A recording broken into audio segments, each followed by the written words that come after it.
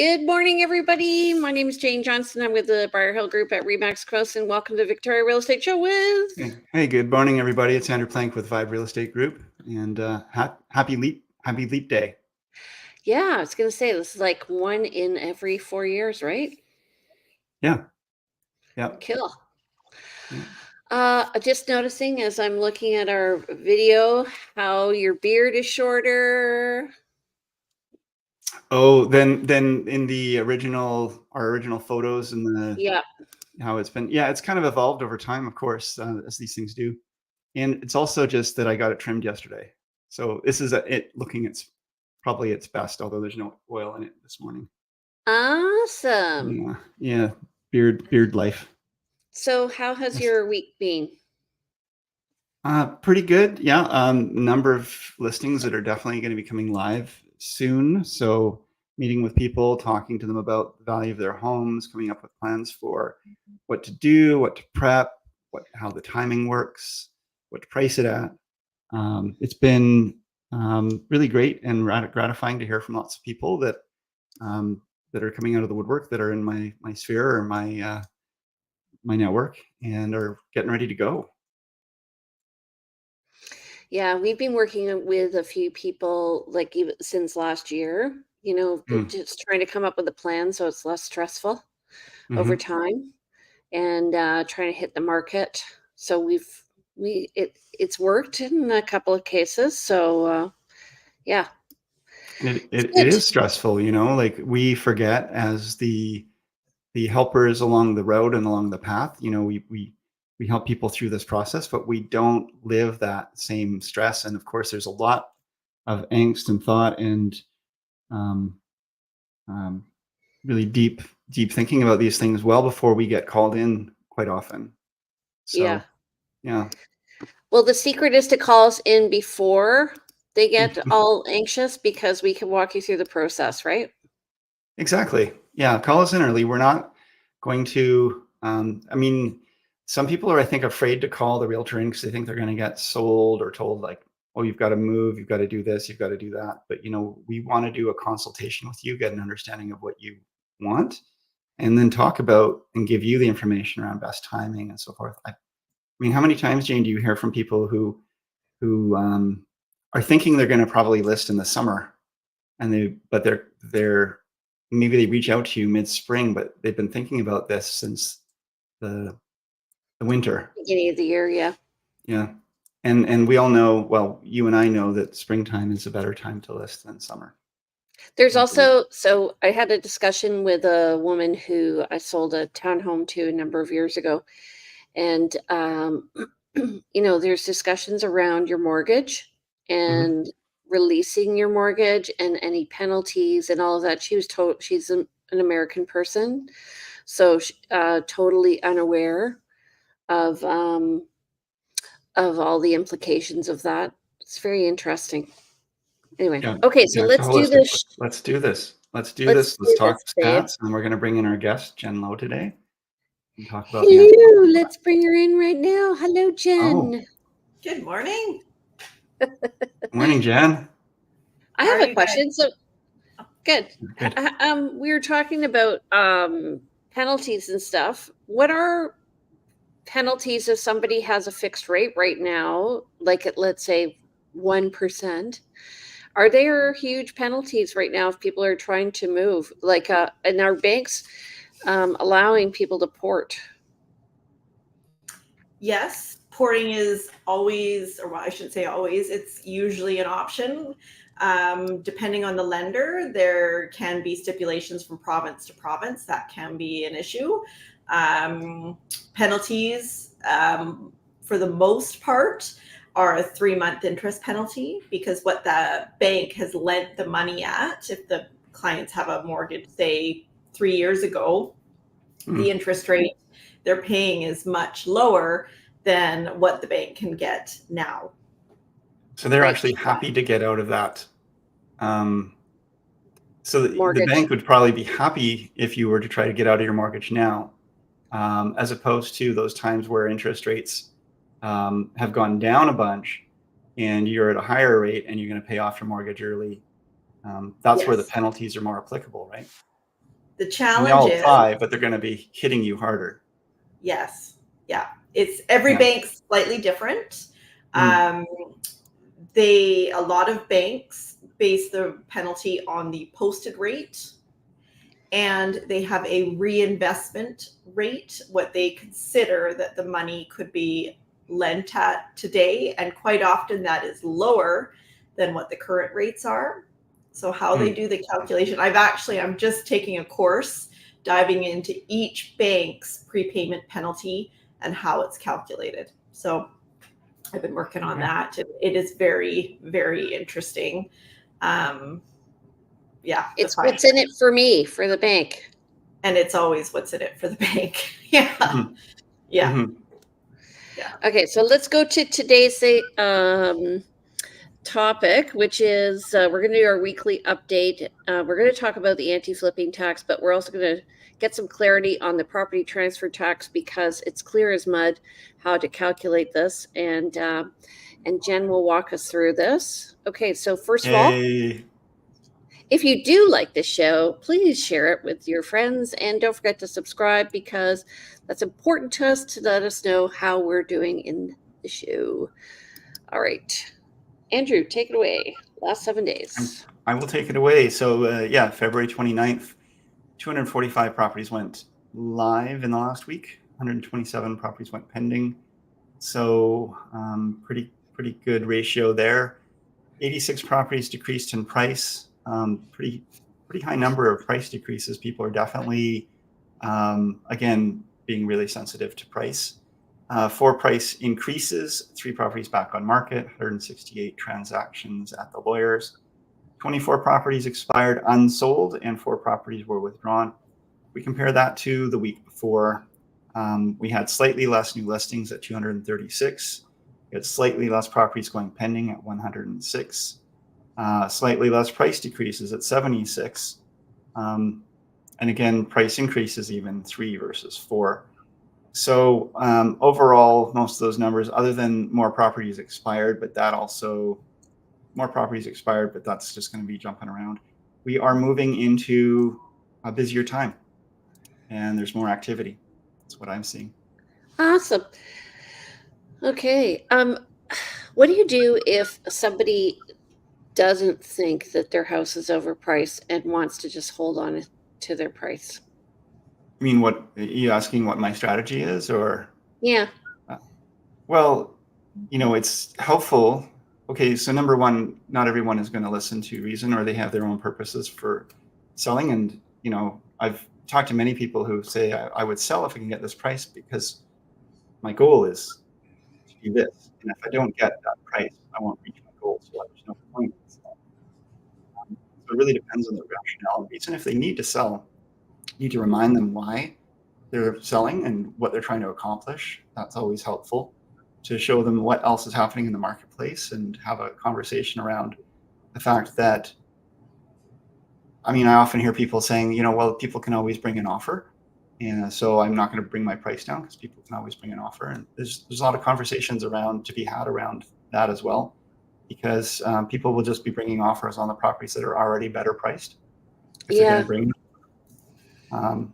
So it's really a consultation and an offer to like, hey, what do you want to accomplish here? And here's what's actually going on in the marketplace.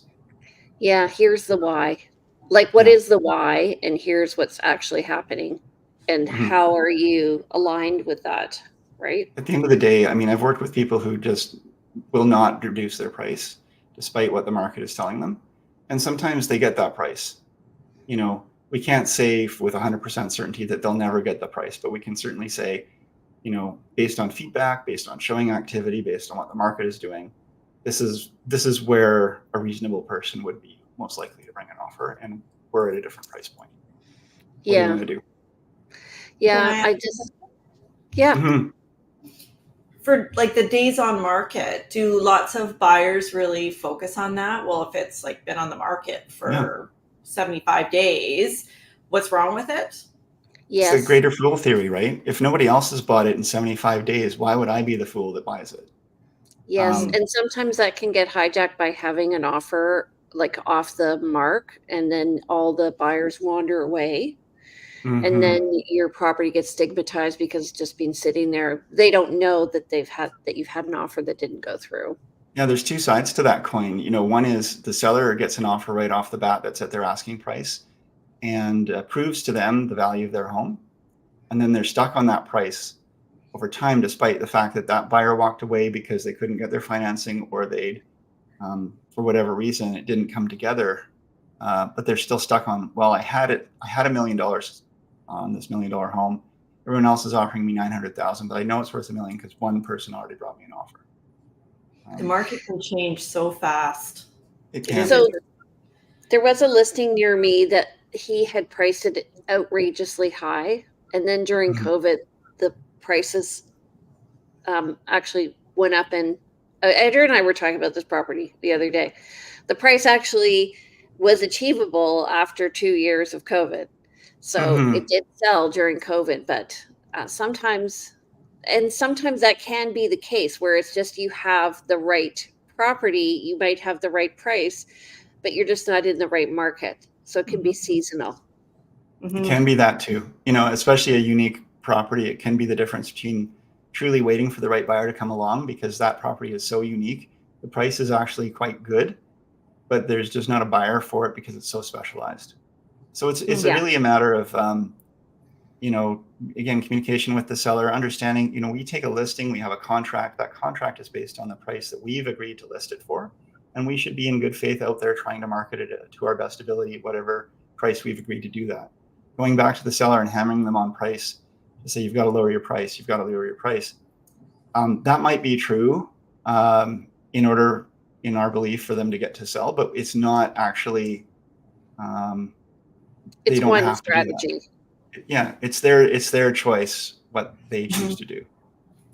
Yeah. So, and sometimes it can be like, in the case of recreational properties, maybe it isn't recreational season, Yeah. right?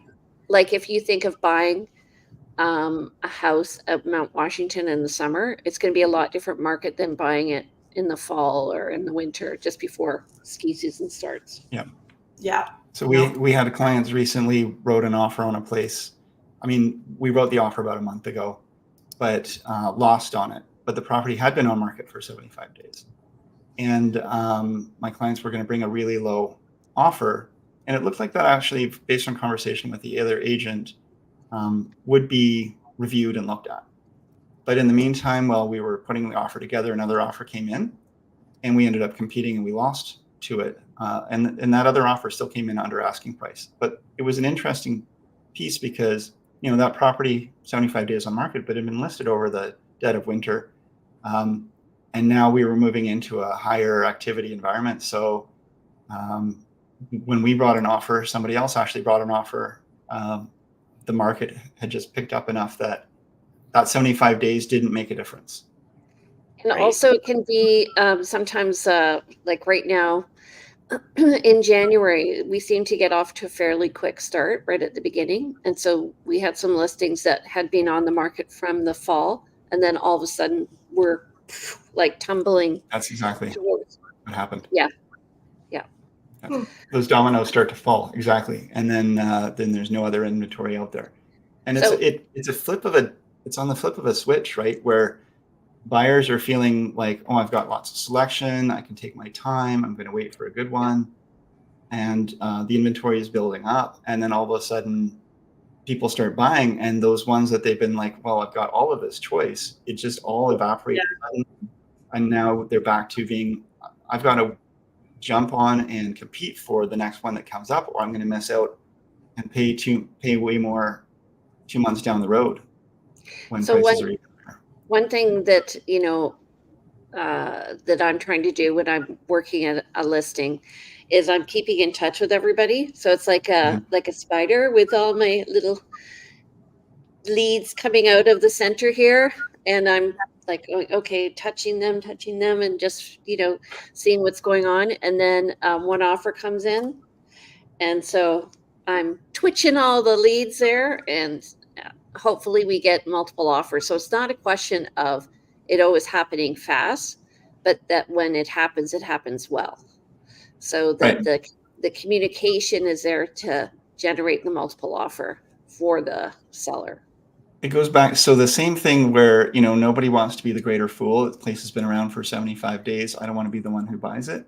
The minute there's that idea that somebody else wants it, it makes it more interesting to the other parties who have viewed it in the past and have said to the agent, like to you, Jane, you the spider in the center of the web, and said to you, hey, I'm a fly and I've got some interest. I'm buzzing around, but I'm not quite ready to land yet. It's so irritating. So actually, what you can do we're totally off topic, but it's a good topic, is you can say, you know what, let's just do a little price reduction, because what that does is it shows up in everybody's feed. So with our property on Stillwater, we were at $789. As soon as we went down to $770, we started like getting more showings. We had the one offer come in, then another offer came in, and the first offer had come in here week and a half earlier, or whatever. It was a verbal. So as soon as this offer came in with somebody who was very quickly, making a decision, they were decisive, and I'm like, this is the buyer. I notified these people. These people came right up. Mhm. So these people would have saved money if they just written the offer here, like a week earlier, but they didn't write the offer. They were just feeling it out. Happens all the time, and especially in multiple offers. And I've been in so many scenarios where talk to the clients, they want to write, they're thinking about writing an offer, or they and then they don't, and they wait, and then somebody else writes an offer, and then they end up paying more than they would have had to pay if they hadn't been competing, or they lose it, and then the other offer is in place. And this has happened many, many times. And then we watch for what it sells for, and they say, oh, I would have paid that. And I say, you should have made that offer.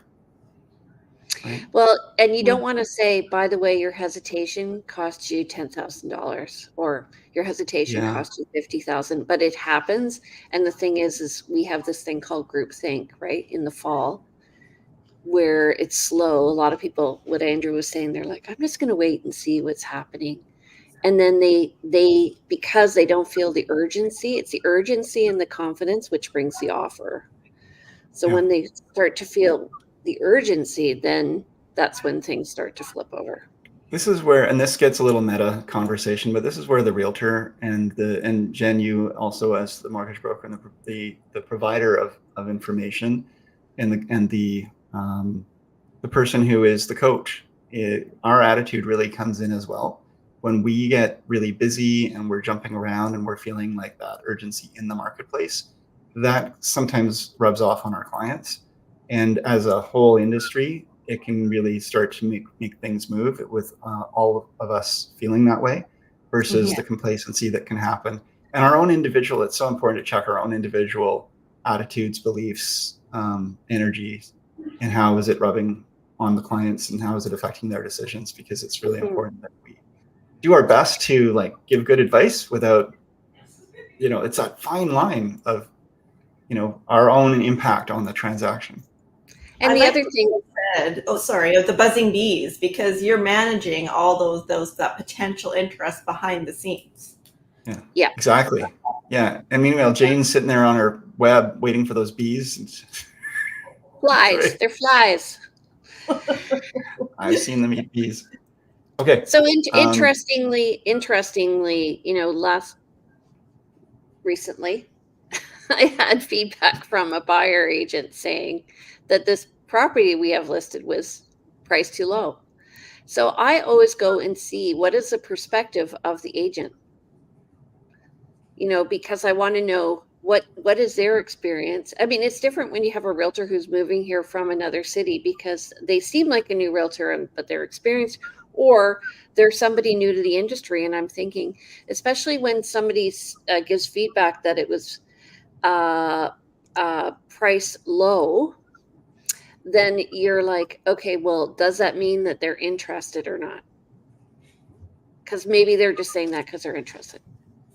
Okay, let's go back to the stats here. All right. Slide number 2. All right. Okay. Jane, you usually take this one away. Alrighty, so we are at 386 net unconditional sales as of Monday when we get these stats. That's compared to 460 for February of 2023. So we're going to be lower, I think. New listings are at 929. That's compared to 811 for February 2023. That's way up from last week of 678. And total listings were at 2,344, and that's also up from last year. We're still in a low inventory market, though. I really, really believe, though, we're going to see a lot of listings coming up in the next little while. Again, just based on my own personal conversations with clients and where things look like they're coming, I will not be surprised to see a real increase and surprising increase in new listing activity in the next month. Okay. All right, so let's talk. Here first, folks. Let's talk about the anti-flipping tax. So I just wanted to review. We do have a federal anti-flipping tax. So that's if you owned a property or purchased property within 365 days and you are reselling it. First of all, if you lose money, you don't get to claim that. You just are reporting capital gains, not capital loss. And there are exemptions if somebody has passed away or, broken up with your partner or whatever. You have to prove that. And if you've been fired from your job as well, then you won't be subjected to it.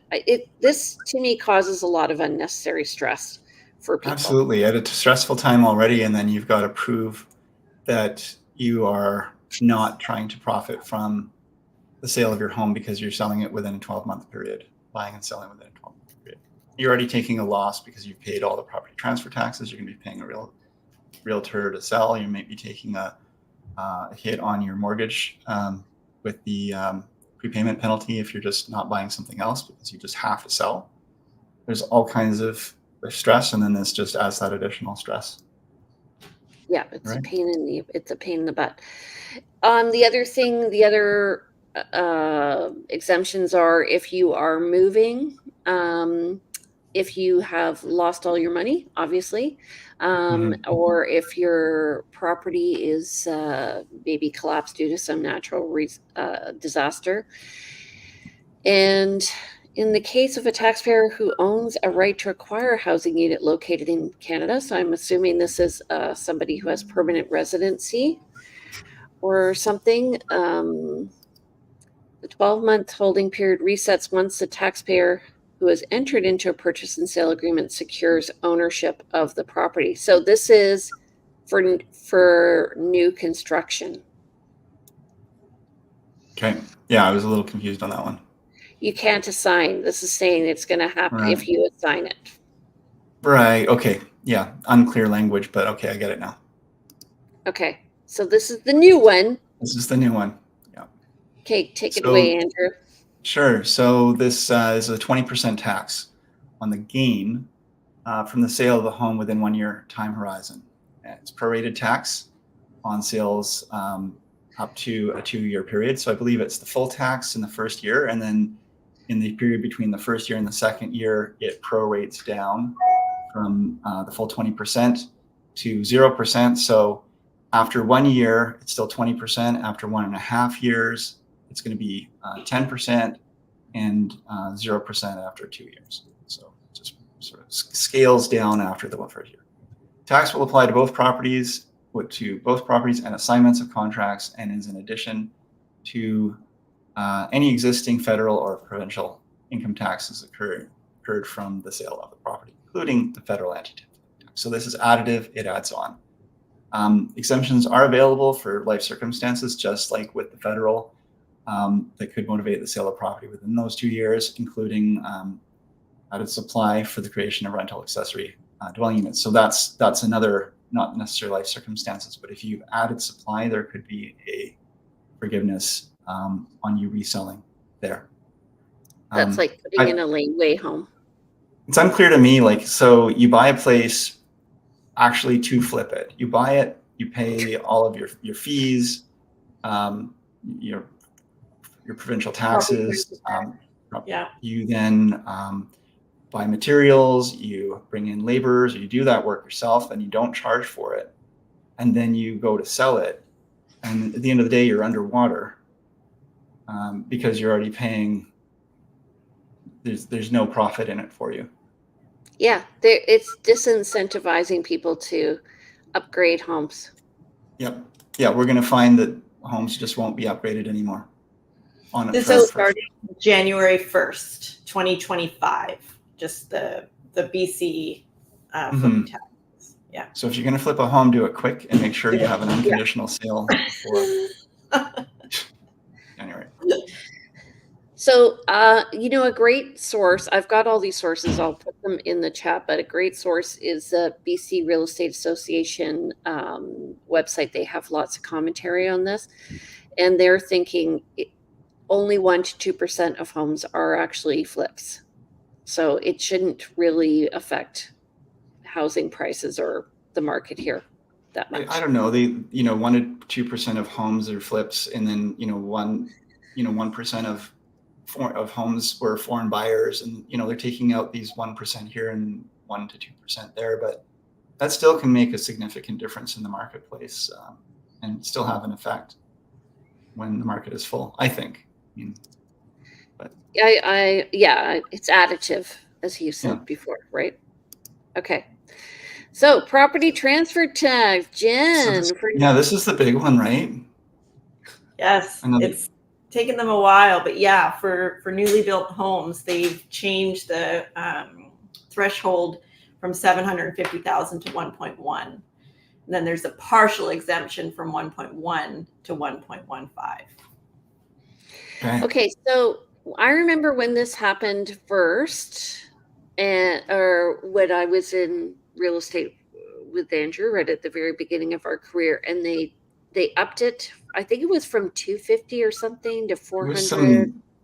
Some number that nobody could ever be qualified for, or nobody would be buying a home for. A brand new home. This is finally in a position, in a place where it's actually going to apply to a lot of the new construction out there. For a single family home. That's great to see. Yeah. And so is it also for condos? Yes. Mm-hmm. Yeah, as long as the home has not been lived in. Okay.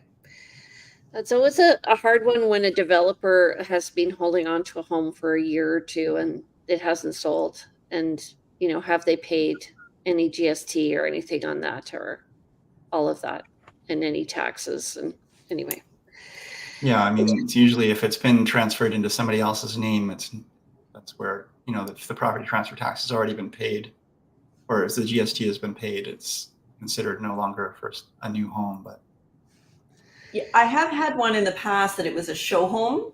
It was, the show home was then sold. But in reaching out to the lawyer, the clients were exempt on paying the property transfer tax because it had never been lived in. Right. Yeah. It was being used, but it wasn't an actual residence, and it hadn't transferred ownership prior. Yeah. Which makes you wonder about the GST. So was it subject to GST? Good question. I forget. Probably. I don't know if the GST was rebated to the developer. I can't remember. But yeah. So this is great, and it's effective April 1st, and this is for first home buyers. So we just talked about new construction. This is also for first time home buyers, and we have clients that are closing, I think, April 4th on a property, and they're so glad that they didn't close in March, because now they freed up an extra $8,000 based on their purchase price. Yes. Oh, that's great. And there's an interesting conversation. Was this with you, Jane, yesterday, around asking, maybe doing an output to our social media to say, hey, folks, if you have a accepted offer that's closing in March and you might qualify for this first-time home buyers, you might try to approach the sellers and move your dates. And then the question becomes, is that tax evasion by moving the dates? Because you're trying to change the dates to pay. I know, but that was a conversation I had yesterday. My God. I don't think so. I think that this is an incentive that the provincial government's trying to do as bonus for people. So I'm not super worried about it, but I just found it an interesting question because I don't know, there's so many minefields out there now. You've got to really be careful where you step. But Well, we're not gonna. Well, it was kind of like during COVID. A lot of people changed their possession date to have the possession move up just so that they, in case their job was maybe at risk, they'd still qualify. So I don't know what does that mean? yeah. Well, at the end of the day, this is great. This really makes it so that we've got a lot more, the first-time buyers have a lot more options, both new construction and resale for first-time buyers, where it's in a price point where we're getting close to the average price of a home in Victoria. Not Yes. quite there, but close. And certainly that should capture, for the new construction, it should capture most condos, quite a few townhouses in the West Shore at least, and even some new single-family homes in the West Shore. What it's done before, though, when we did this, when it was around 400 to 450, is that it increased the price of homes. So people were trying to price their homes below, like, remember we were trying to price homes below 400 so they would have zero property transfer tax. And then because when you got up to 450, you added like another $8,000 or something, or $9,000. So all of a sudden, like a 450 became 459. Remember? Yeah, that difference of that $50,000 area, that gray area where you're either paying full or you're getting the full benefit if you're at the lower end of it, but you're paying the full amount at the high end of it. You end up negotiating within that range, and every little few $1,000s in that range makes a big difference. Yeah, to it's the buyer and exponential. how much they're going to be paying in that tax. It's definitely something to keep in mind. Yeah, the new property transfer tax for first-time home buyers. It's comical when I explain it to clients. It's 1% of the first 200,000 and 2% of the amount above, and I get a blank look, right? Like, what? So now it's much easier. You're saving 8,000 because you do not pay property transfer tax on the first 500,000. And then up to 835,000, you're paying 2%. And then For first-time home buyers. For first-time home buyers only. Yeah. Okay, so what is a first-time home buyer? They have to have been in BC at least a year before they are registering the property on title. Yeah. They have to have filed at least 2 income tax returns in the last 6 years. And they've never owned a registered property that was their principal residence anywhere in the world. So I just want to go back to what you said. It's an either or. They either have been owners in BC for at least a year or have filed at least 2 income tax returns in the last 6 years. It's not both. Okay. So you've got one or the other to meet that criteria. But yes, you can never have owned a registered interest in a property as a principal residence anywhere in the world. Yeah, so that makes me wonder if they've had something as an investment up island. Let's say should still apply if their definition based on the definition of principal residence. But as always, folks, it's always good to get a second opinion because we are not tax experts. So you can read this stuff, you can make your own opinions about it, but at the end of the day, the tax man will determine the taxes. This is a really fun farm. Jane was sharing this with us earlier, and we just were like, what? This is like Monty Python. So this is the form that you have to fill out, and actually don't fill it out. Get your lawyer to fill it out for you because there's lots of ins and outs, and they're going to protect your position. Don't go fill it out yourself, folks. This is why we hire accountants and lawyers, folks. So when you do buy a home and you are applying for this property transfer tax exemption, that form will be filled out and submitted to show that you do meet the requirements. Hey Jen, would it be possible to create a little chart for us about here's what at first-time home buyer property transfer for tax exemption at 500 is 100%, and then a scale going up to 835. Well, it's not a scale. It's just you pay 2% on the amount above up to 835. Right. So like, but there is from 835 to 860, there's a partial exemption, and no one knows how that's set up yet. and when is this starting? April 1st. April 1st. In a month. Yeah. So going back to your point, I mean, in bringing this in, you know, from a tax evasion thought, I mean, the government brought this in, well, was it a week and a half ago? When they announced the budget for the upcoming year. So it's exciting, but there's definitely a few things. It literally took almost a week. There was in my office, a lot of our brokers were going, what? Got emails going back and forth, trying to figure it out. And we finally got 90% clarity. We're missing that small piece from 835 to 860, how that works. But, yeah. Okay. Yeah, I mean, can we go back again? Because I want to get the slide that we just met up. So forward one. That one. And okay, wait. So exemptions for okay. Hang on, I'm going back. Oh, you missed it. I know. So we've got this exemption for 750 to 1.1 for newly built homes. Now that one is not just for first-time home buyers, just to clarify. Right. And then for first-time home buyers, we have a full exemption up to 1.1, and then it goes to 1.150. So then where does this 835 come from? That's okay. So actually, if you go back a slide, sorry guys. So that property transfer tax exemption, that's for newly built homes. It's not necessarily for first-time home buyers. So if you are buying a newly built home and you've owned a home in the past, doesn't matter.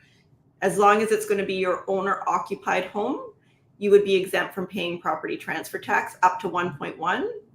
However, you also have to consider the GST and how that's written into the contract, because that can really vary by developer. The one here, the current property transfer tax exempt, or how the property transfer tax works currently, it's based on 1% of the first 200,000 and 2% of the amount above. And if you're a first-time home buyer, you're exempt from paying the property transfer tax as long as the purchase price is above 500,000 or below 500,000. Moving forward, I know, are we clear as mud? As of April 1st,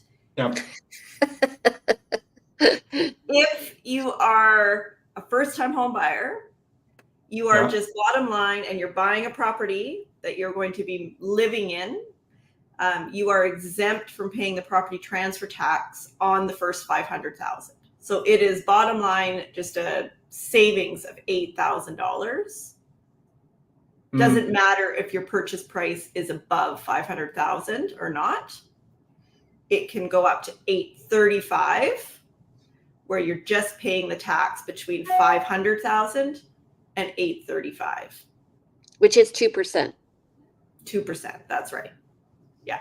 That's what I mean, like a scale. So like if I'm negotiating with somebody at 800,000, that is 806,000 really with the property transfer tax. And if it's 825, then it's add another 1,000 or 2,000 to that.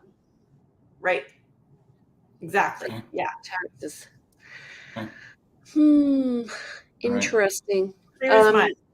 But it's a savings. I mean, where I think the market that it's really going to affect people is if for first-time home buyers are just trying to get in, they're potentially up to 550.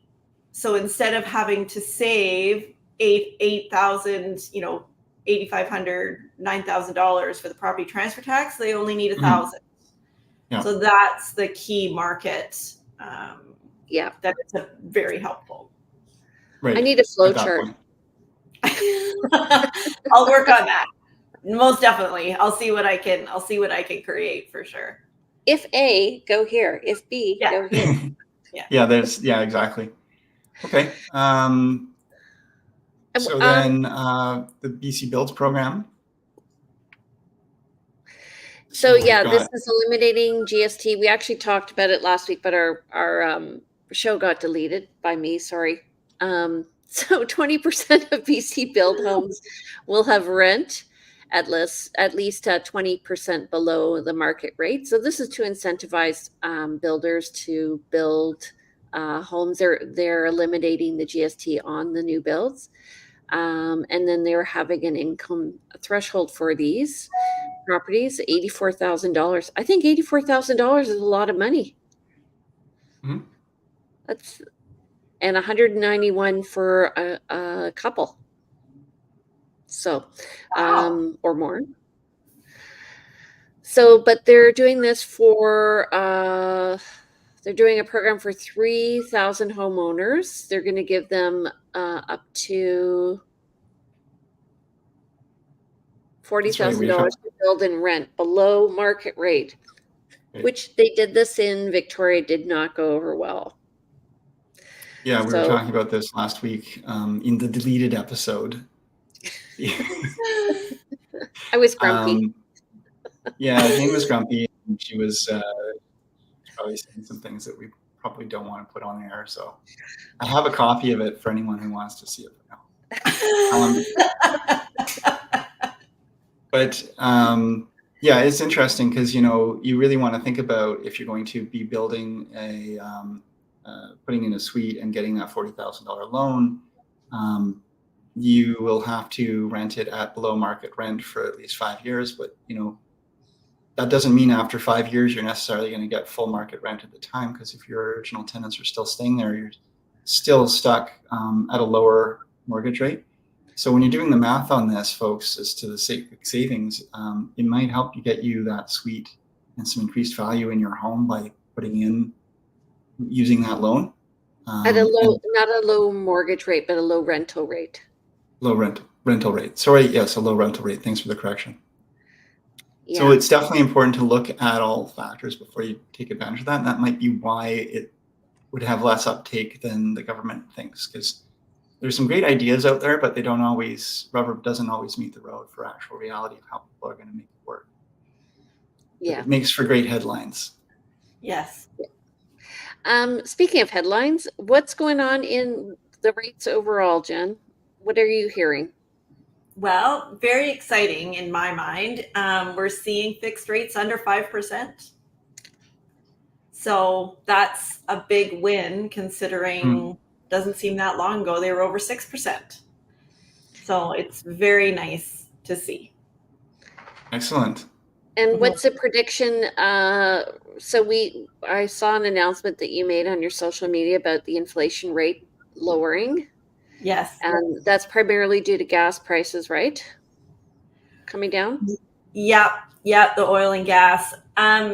What's interesting, though, is that is still with our shelter costs are the biggest contributor to the core inflation. And I mean, that's only going to go up because it's all over the headlines, as well as the amount of people's mortgages that are coming up for renewal in the next few years. So, I mean, I think rates have to come down. It's a self-fulfilling cycle when you've got, sorry, Jane, I'll just finish this thought, but it's a self-fulfilling cycle if the Bank of Canada is trying to keep inflation to a certain point low, but in order to do that, they raise the interest rates. But if they raise the interest rates, then they raise the inflation, because it costs people more to have housing, and housing is one of the key factors in inflation. So you can't really solve the problem by raising rates. No, exactly. Yeah. I can't remember what I was going to ask. The formula for how they calculate the core inflation, they changed not that long ago. Oh. I don't know. I mean, that's over my head. I'm not an economist, but we were in a presentation not that long ago, and these formulas were changed. And I thought, really? Hmm. I don't know. They're about probably that. hopefully recognizing and realizing that like the key factors that they're using to manage this Measure. are just not going to work. Yeah. Yeah. So, Anyway, but yes, above our pay grade. are coming. The Bank of Canada is meeting March the 6th, the next week. So we'll be very interested to hear the commentary for when rates are going to be coming down and how quickly. Because Will that be a rate announcement next week, or is that just a meeting that they're going to discuss? Nope, it's a rate announcement. Okay. Yeah. So we'll find out. And is the expectation it's going to sort of continue to stay as it is for a little bit? I mean, I'll put my prediction out there. I'd love to hear. I don't think they're going to drop rates yet, but I think the timeline for when rates are going to drop is sooner than originally thought. Okay. I remember my question. Oh, okay. So what percentage, they must have this data somewhere, what percentage of people or of homeowners had fixed versus variable rate? Because we've been talking over time, the variable rate people felt the punishment for the past year and a bit. The fixed rate people were kind of sitting pretty, and now they're going to hit the wall. I don't know the percentage, but what's interesting is, I mean, it's got to be a significant amount because it's all over the news that it's like 40 to 60% of all Canadians' mortgages are coming up for renewal in the next 2 to 3 years. So, yeah. But that's that makes sense. Most mortgage, I mean, the time frame for a mortgage term is 5 years, right? Yes. Well, and most people refinanced during COVID. Yes. So I would say, if I could guess, I would say 60-40, 60% fixed, because the banks always push the fixed rates, 40% variable. Yeah. Interesting. Mm-hmm. Okay.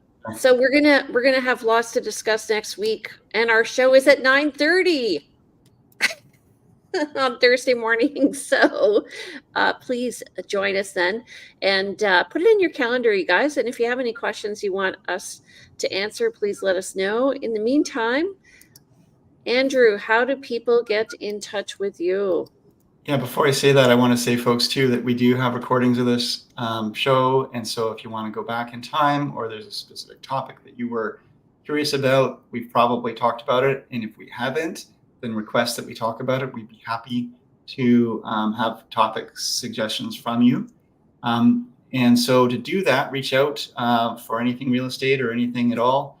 I'm at 250-360-6106. Email info@andrewplank.com. Come to the website, andrewplank.com, and follow me on Instagram at plankandrew. And thank you very much, folks. Okay, Jen, how do people reach you? Yeah, my number is 250-217-4925. And email is j.low@dominionlending.ca, and my website, jenlow.ca. And she's really active on TikTok, folks. I'm having fun on TikTok, yes.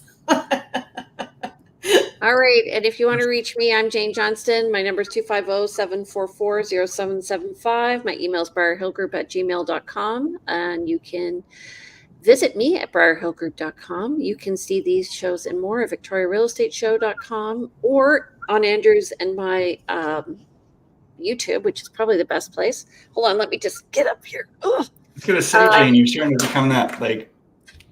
I just want to say the show is great. The information that you guys are providing and reaching out, taking your time to do so, is phenomenal. Oh, really? Do you watch it a lot? I do. And yes, having this information is key for people looking to get into the market and buying and selling. So you guys are doing a great service. Wow, I feel so good. Yeah, that feels really, really good. And you know, I know there's a lot of people who listen to us on sort of just audio. They're not watching us talk, but they're listening as they're going about their day or about their business or working on their computers. And it's really great to hear. I need to learn to use more of a radio voice, I suppose. Get a bit deeper. but yeah, I'm so glad that we have an audience. Thank you. Yeah. And we'd love to have you back, Jen, more regularly as well. So we were talking about that. I'd love to be here. Yeah. All right. So you guys, we'll see you next Thursday at 9:30. Take care, everybody. Have a great week. And thanks for joining us today. Bye.